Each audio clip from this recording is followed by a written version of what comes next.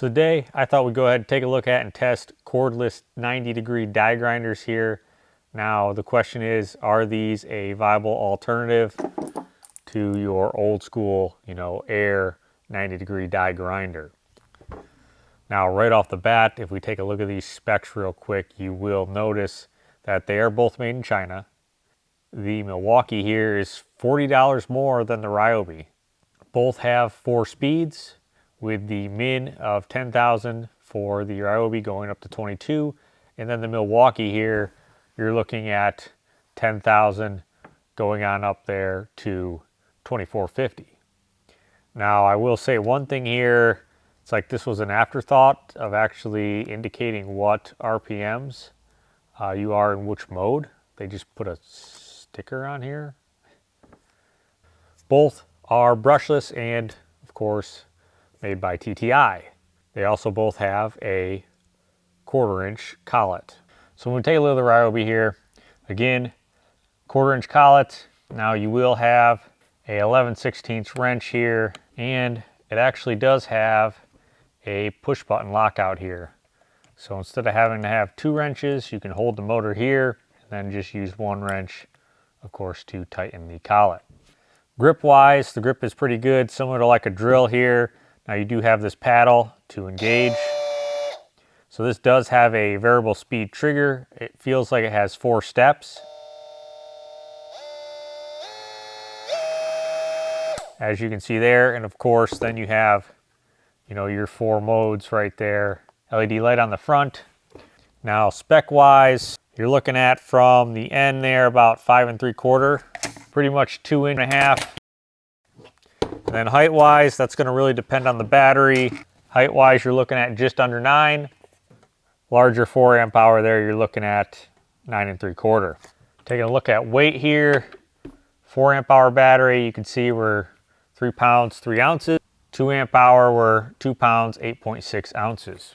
So now with the Milwaukee, of course, does have that collet again, but here you're going to have to use 2 wrenches. So there's no push button hold there for the motor. So on the Milwaukee here, the variable trigger seems almost stepless.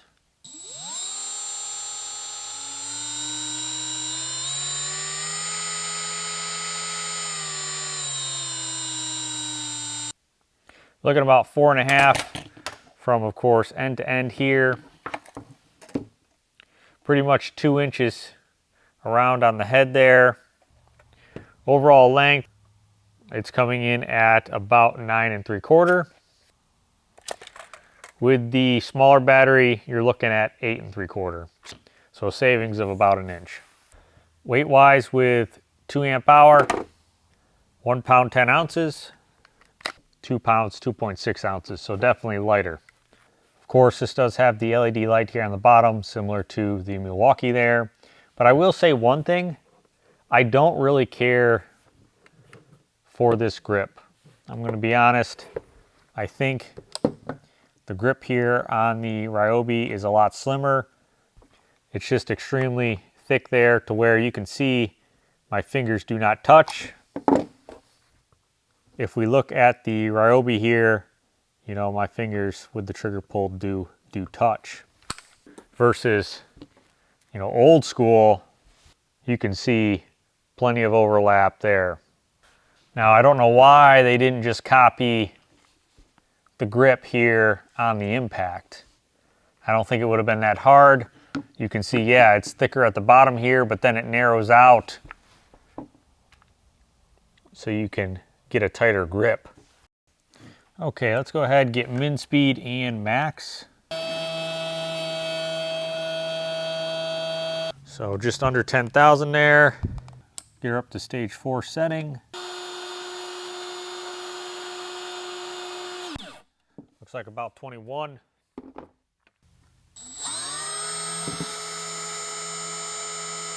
Right on the money there.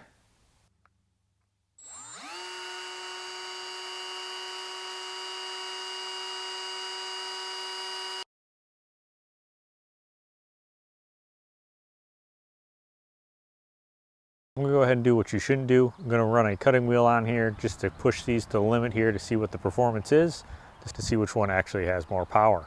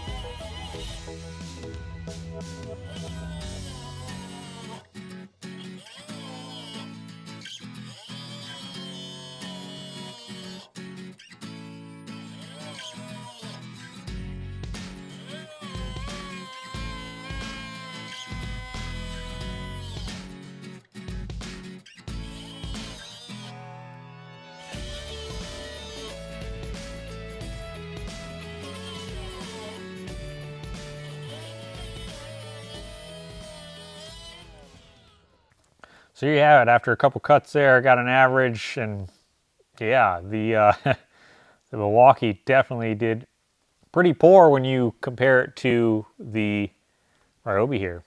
So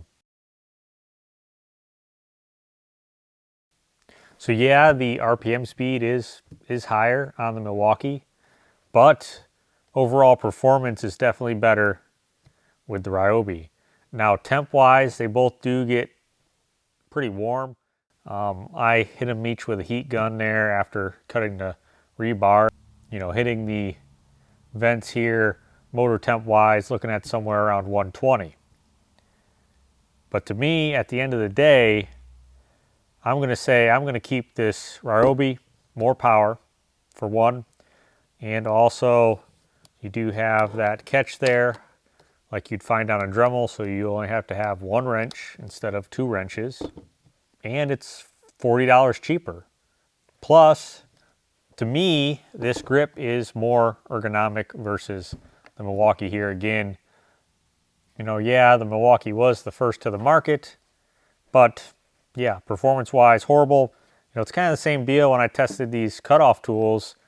You know, I did the Ryobi, Milwaukee, and DeWalt Rigid, and at the end of the day, the Ryobi was better than the Milwaukee, and the DeWalt came out on top. So basically, if we see something out of DeWalt like this, I think it's going to be pretty good.